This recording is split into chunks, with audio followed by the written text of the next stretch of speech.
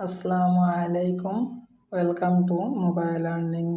এই ভিডিওতে আমি আপনাদের দেখাবো কিভাবে আপনারা আপনাদের অ্যাক্টিভ আইডিটা লগ ইন করবেন।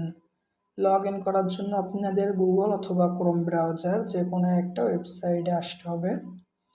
এখানে আসার পরে আপনারা সার্চ অপশান পাবেন। এই সার্চ অপশানে আমাদের কোম্পানির নামটা আপনাদের লিখতে হবে mobileearning.com।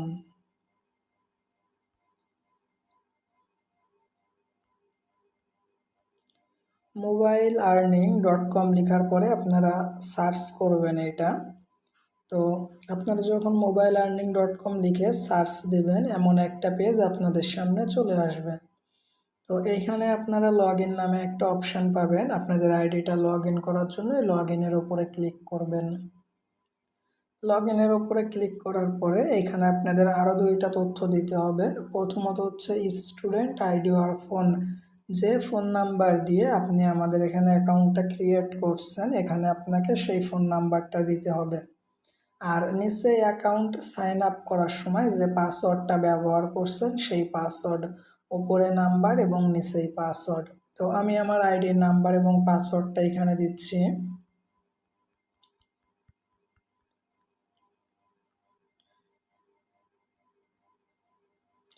তো নাম্বার এবং পাসওয়ার্ড দেওয়ার পরে আপনারা নিচে সাইন ইন নামে একটা অপশান পাবেন। এই সাইন ইন বাটনে ক্লিক করবেন।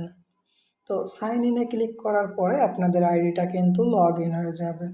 তো লগ ইন হয়ে যাওয়ার পর আপনারা যদি একটু নিচের দিকে আসেন, এই জায়গায় আপনারা হেল্পলাইন এবং আপনাদের একজন টিম লিডার দেখতে পারবেন।